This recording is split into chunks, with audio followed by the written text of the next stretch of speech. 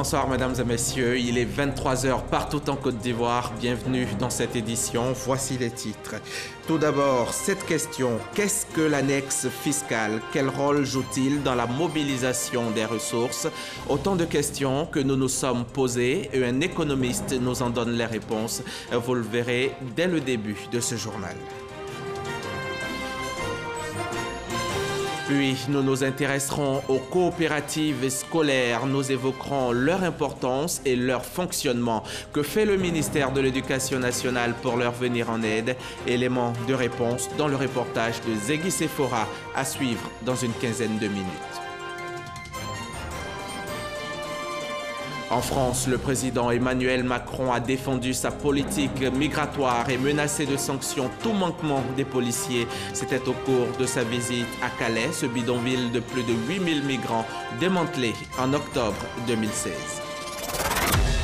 Voilà le programme, une partie du programme de ce 23 heures. Nous ouvrons cette édition avec cette information en bref et en images. Le Centre d'information et de communication gouvernementale, le CICG, a lancé ce soir son nouveau bulletin d'information dénommé Impact Développement. C'est un magazine de 16 pages qui sera édité tous les mois en version numérique. Il est destiné à l'ensemble de la population ivoirienne. Nous y reviendrons dans nos prochains journaux.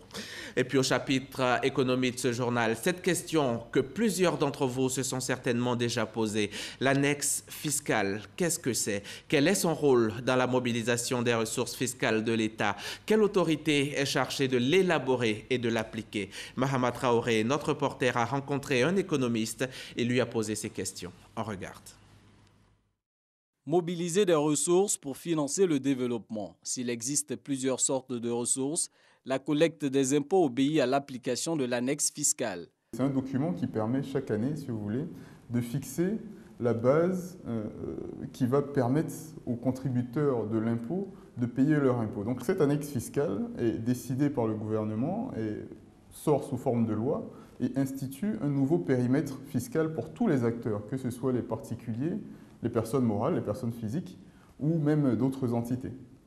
Complément de la loi de finances portant budget de l'État pour une année donnée, l'annexe fiscale permet de situer les agents économiques sur les taxes fiscales maintenues, modifiées, créées ou supprimées. On crée par exemple de nouveaux impôts sur des secteurs d'activité qui se développent très rapidement, qui arrivent par exemple à générer suffisamment de valeur ajoutée pour honorer une taxe, pour honorer une nouvelle taxe ou un nouvel impôt, ce qui va permettre à l'État de recueillir de nouveaux fonds, qui va permettre justement de financer son intervention dans l'économie.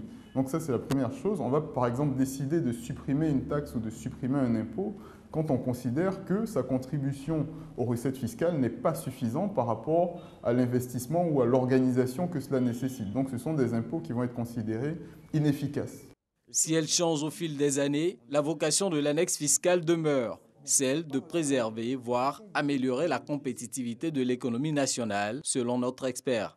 Ce qui est très important pour tous les acteurs de l'économie, y compris les gouvernements, c'est d'avoir un régime fiscal qui reste le plus stable possible dans le temps. La stabilité d'un régime fiscal, c'est aussi pour un investisseur la possibilité de faire des rendements sur du moyen ou sur du long terme.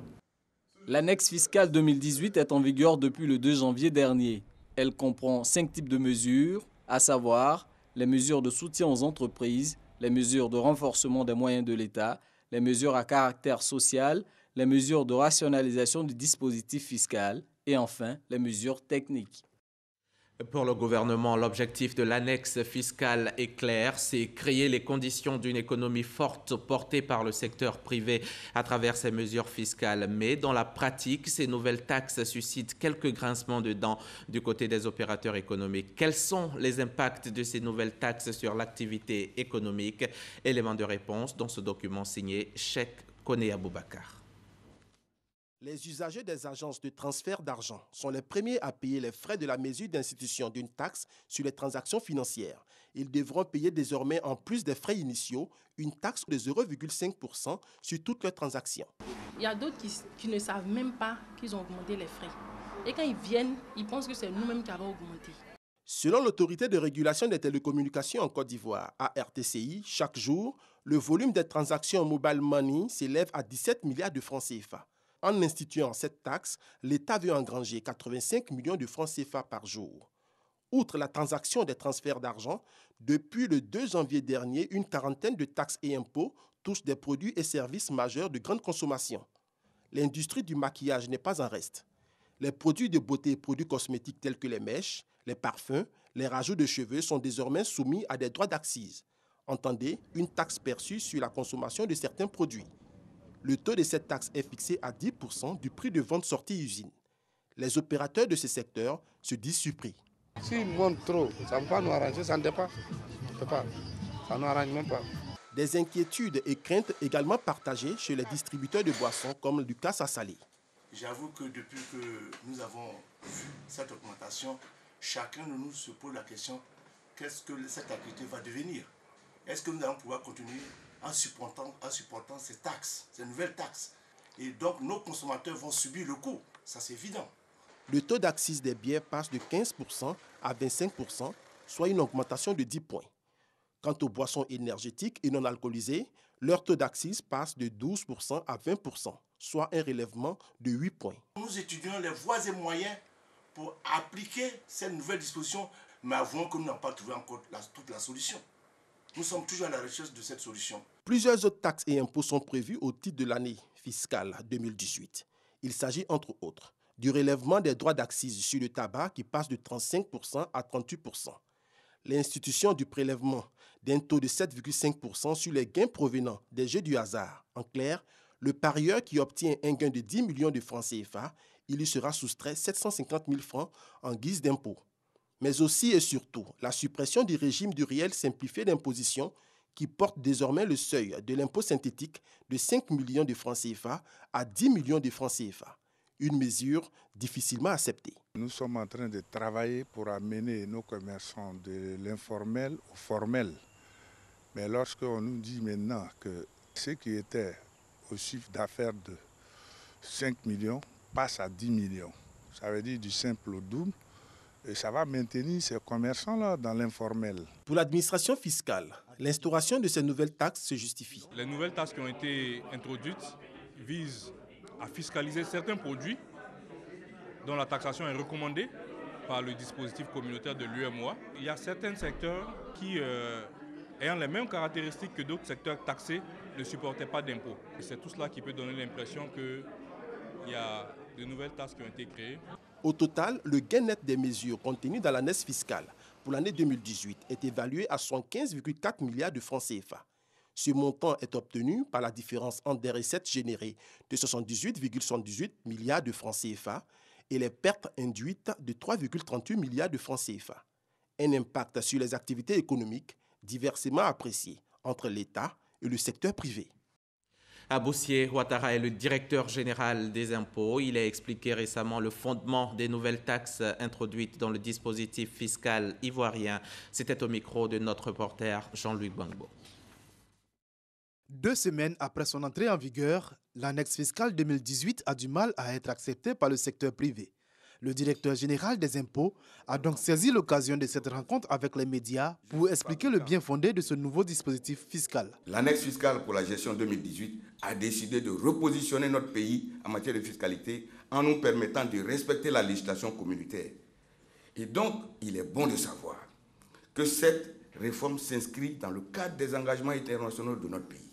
Une quarantaine de mesures fiscales décortiquées par Sié Abou Ouattara. Des mesures de soutien aux entreprises, comme l'exonération de la TVA sur les ventes réalisées à l'arrivée dans les magasins sous douane de l'aéroport Félix Houphouët-Boigny d'Abidjan, mais également des mesures de pression comme l'augmentation des droits d'accise sur certaines boissons et le tabac. Certains de nos pays dans la même zone, les taxes sur les boissons, le Niger est à 50%, le Mali est à 50%, le Burkina qui est notre voisin est à 30%, le Sénégal à 45%, la Côte d'Ivoire était à 12%.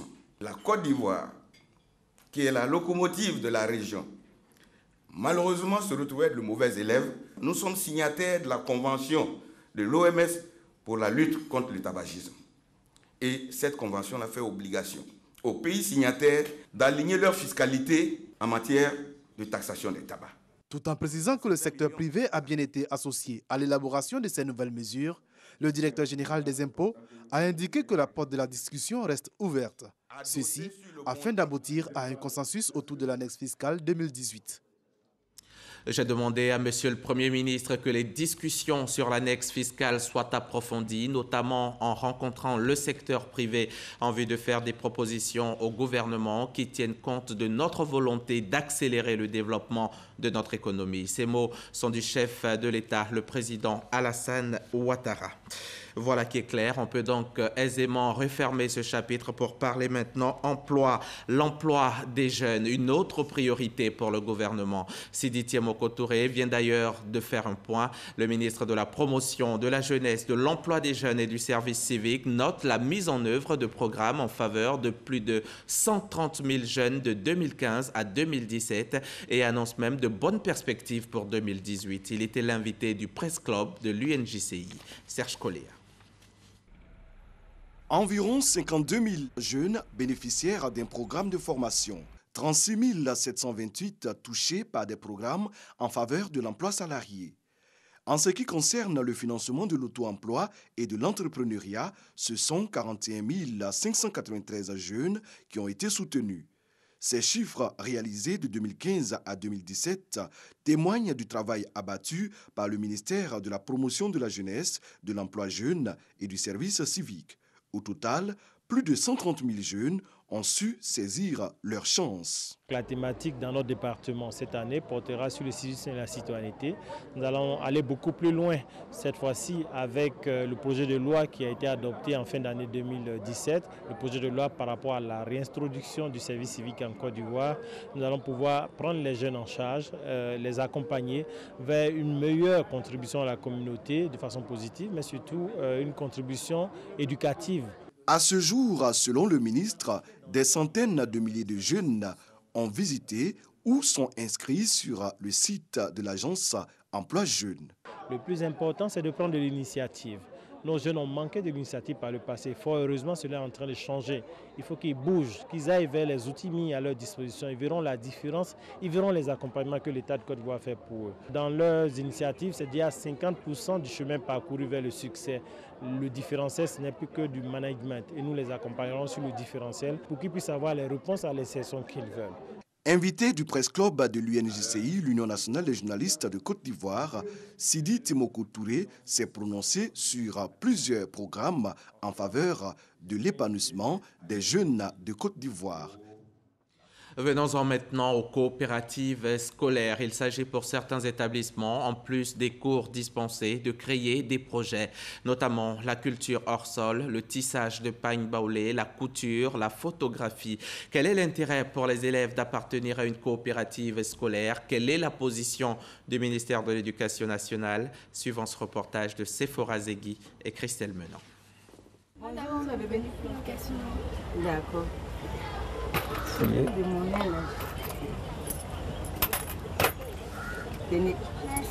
Cet exercice, Aline et ses amis le font tous les matins. Membre de la coopérative scolaire du lycée Mami Oufouette-Fété de Bingerville, elle passe encaisser la somme de 200 francs CFA aux vendeuses du marché de leur établissement. Somme qu'elles reversent ensuite à leur caisse. À la fin de la journée, nous faisons des comptes. Ce que j'aime là-dedans, c'est que ça me rend ambitieuse, moins paresseuse aussi. Et puis, ça nous permet d'acquérir plus de connaissances. Culture hors sol, élevage de poulets, couture, commerce, des activités qu'elles pratiquent dans le cadre de leur coopérative. Une coopérative scolaire est un regroupement d'adultes et d'élèves qui décident de mettre en œuvre un projet éducatif. Un mix entre vie associative et coopérative. Les ressources de la coopérative scolaire proviennent du produit des activités, de dons, de subventions et de cotisations de ses membres. Les versements sont volontaires. En aucun cas, il n'est exigé des parents une participation financière. Cette organisation-là est structurée avec un tuteur de coopérative, avec des encadreurs qui sont autour de cette coopérative.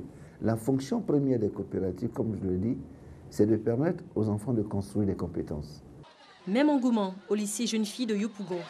Ici, on confectionne des tissus qu'on revend sur le marché. Du batik, mais aussi de la photographie et du recyclage animent les heures consacrées à la coopérative scolaire. Les années antérieures au lycée, nous n'avions pas d'écriture sur nos tenues. Nous-mêmes, entre élèves du lycée, nous écrivions le nom de l'école sur nos tenues. Et nous remarquons que lorsque nous l'avons, les écritures s'effaçaient. Alors nous avons approché nos profs d'art plastique pour qu'ils puissent nous aider à fixer la couleur. C'est de là qu'est sorti le projet du club batik. Nous recyclons des pots, des plastiques et nous les découpons. C'est fait à la main par les élèves elles-mêmes. La coopérative scolaire n'est pas réservée au cycle secondaire. Les élèves de maternelle et du primaire sont aussi concernés. Au groupe scolaire Léon Robert dans la commune de Trècheville, ils ont entre 7 et 11 ans et font du tissage de pagne baoulé, une activité avec ses contraintes. Nous avons un seul atelier pour 16 enfants, donc je ne peux pas travailler avec beaucoup d'enfants. Je suis obligé de travailler avec 2 ou 1 enfant. C'est intéressant parce que demain, ça va me donner du boulot. On n'a pas beaucoup d'ateliers. On veut que le ministère nous aide, qu'on ait beaucoup d'ateliers. C'est une activité scolaire pour améliorer la qualité de vie des élèves et surtout leur donner le goût de l'entrepreneuriat dès le bas âge. Si certains parents sont contre, ce n'est pas le cas de Dame Ramata qui vient d'acheter une robe confectionnée par des élèves. À partir de ce qu'elles apprennent dans leur école, je vois le résultat à la maison. Tout se passe bien et je pense que c'est une très bonne chose, les coopératives scolaires. Je ne suis pas trop d'accord pour les coopératives, pour les élèves. Parce qu'un élève ne doit pas suivre 2 choses à la fois. Il faudrait qu'ils suivent leur cours, puisque les parents payent les études pour que les enfants deviennent quelque chose demain. Au ministère de l'Éducation nationale, de l'enseignement technique et de la formation professionnelle, on apporte son soutien aux activités coopératives. Un geste pour permettre aux élèves de développer leur leadership. Nous formons les encadreurs à la planification des activités, à la production agro-pastorale, et puis nous faisons le suivi au quotidien pour que vraiment les choses puissent s'améliorer. En Côte d'Ivoire, la coopérative a été introduite à l'école en 1968. Après les réformes entreprises par la tutelle, elle est aujourd'hui obligatoire pour les élèves de la maternelle à la terminale. On dénombre 2502 coopératives dans le préscolaire, 16 324 au primaire et 1641 coopératives dans le secondaire. Sur les 20 467 coopératives que compte le pays, seulement 45% sont fonctionnelles. C'était un reportage de Zegui Sephora commenté pour vous par Christelle Menant. Je vous amène à présent à Abengourou qui a obtenu plus de 10 km de voies bitumées à la faveur de la visite d'État du président de la République dans la région de l'Indénié-Duablin. Une rue semble cependant mal en point tant son état de dégradation est avancé et curieusement, elle est appelée rue Princesse. On y va, Eugène Atoubé nous y conduit. Dans la ville d'Abengourou, c'est l'une des rues les plus fréquentées par les automobilistes et les piétons, de jour comme de nuit. Une rue poussiéreuse et étroite, comme on en trouve dans tous les quartiers de la Cité de la Paix. À la seule différence qu'elle porte un nom évocateur, rue Princesse.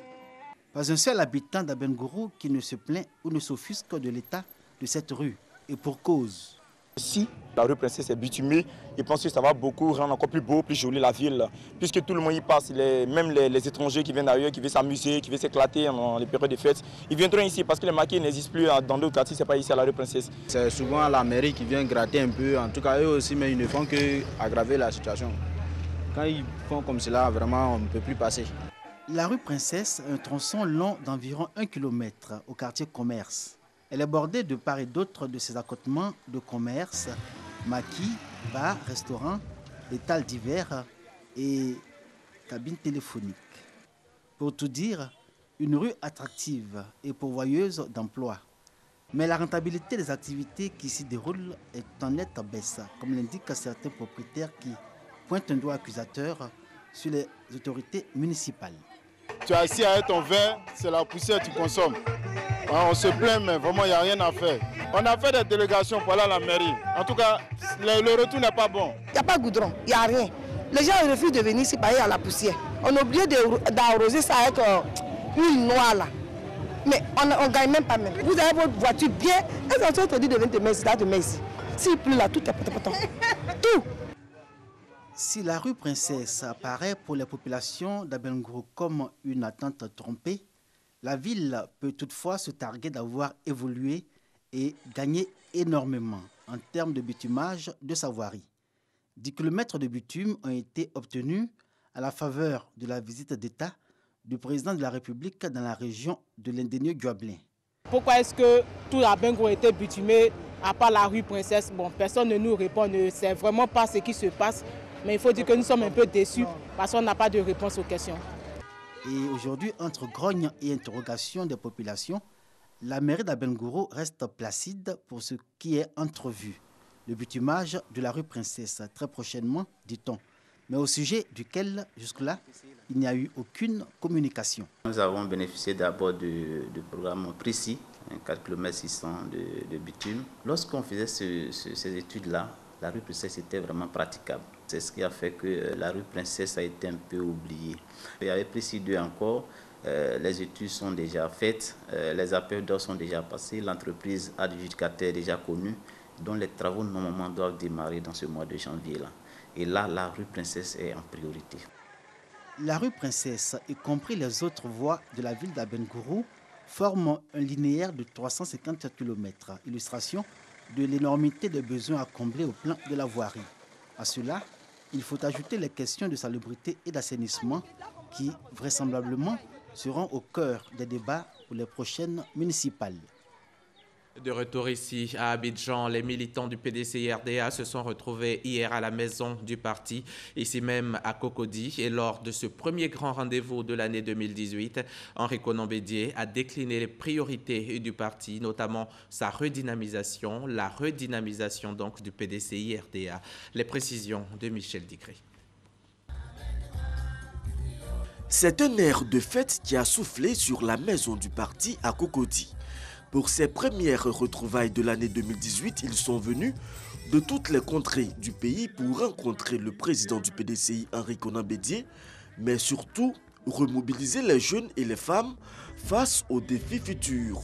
Et c'est un jeune du parti qui s'est exprimé au nom de toutes les instances du PDCI. Nous avons plein espoir que vous vous engagerez vous-même et tous vos soldats que nous sommes à plus d'efforts pour accroître nos performances afin que notre action réponde aux attentes de nos compatriotes.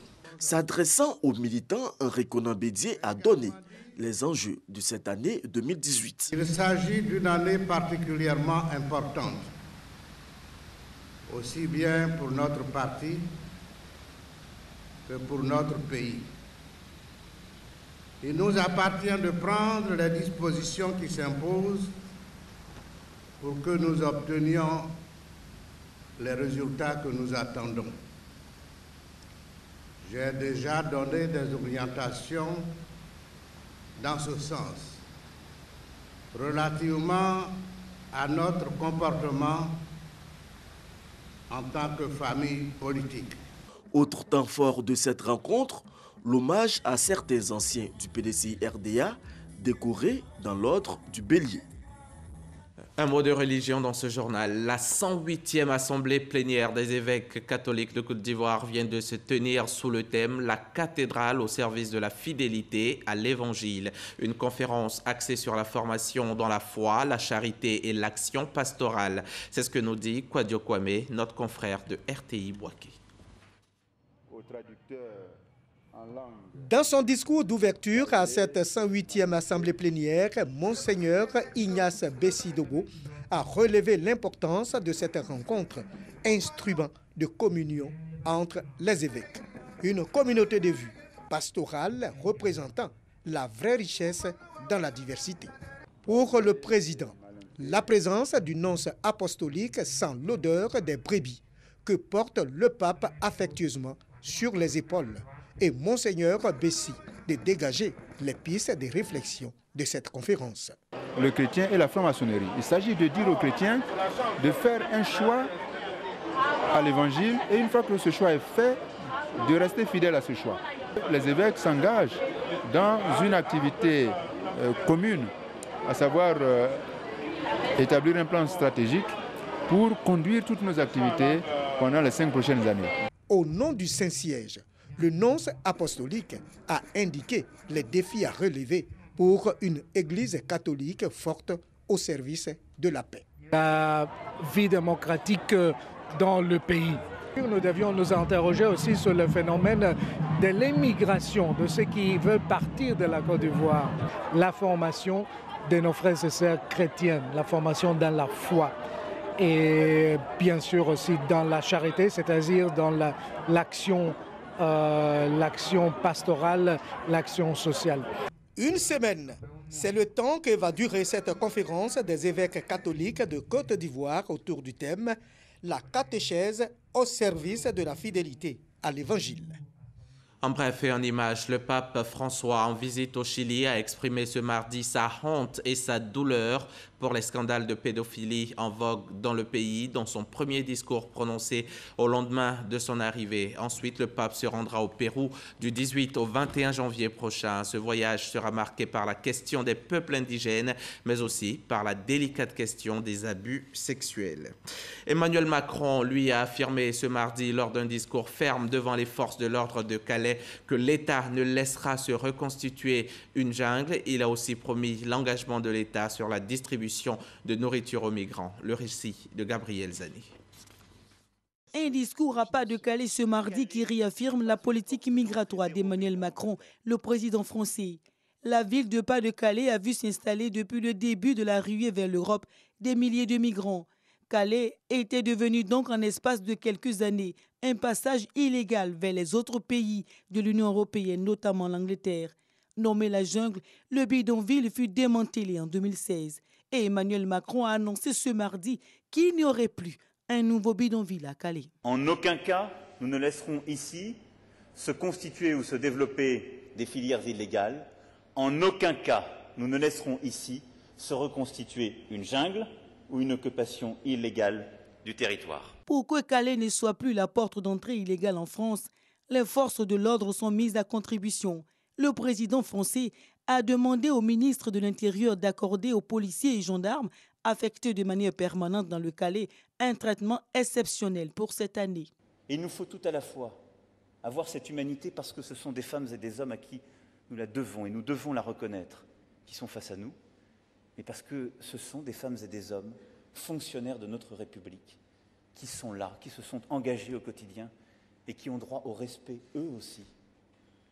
Parce que c'est leur souci de chaque jour qui rend notre tranquillité possible. Parce que c'est leur engagement de chaque jour qui rend l'ordre de la République possible. En revanche, les forces de l'ordre devront être exemplaires vis-à-vis des migrants pour mériter la confiance placée en elles. Une responsabilité qui engage l'État français, selon Emmanuel Macron, qui fait une autre annonce.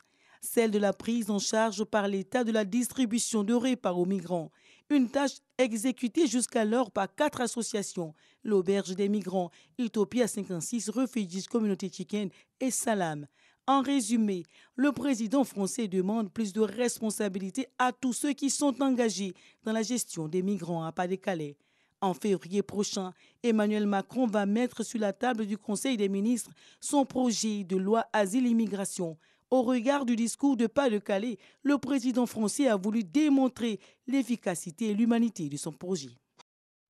Vous allez le voir en image, ce mardi, le Bangladesh et la Birmanie ont conclu un accord portant sur le rapatriement des 650 000 Rohingyas réfugiés au Bangladesh dans un délai de 2 ans. Ils ont fui une campagne de répression de l'armée birmane depuis fin août. De retour ici en Côte d'Ivoire, sachez que plusieurs vols sont constatés sur les installations de l'opération Abidjan Perle des Lagunes. Ce dispositif qui a illuminé la capitale économique pendant les périodes de fête. Ces actes de vandalisme, vous allez le voir, sont condamnés par le district d'Abidjan. Propos recueillis par Serge Collier. Les sites de l'opération Abidjan Perle des Lagunes font l'objet d'actes de vandalisme. Récemment, les vandales ont emporté au total 16 câbles et pylônes au niveau du pont des Gaules dans la commune du Plateau et sur plusieurs autres sites.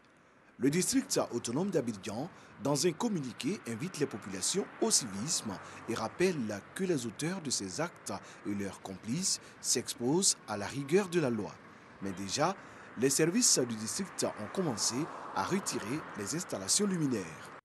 C'est la fin de ce journal. Bonne soirée sur RTI.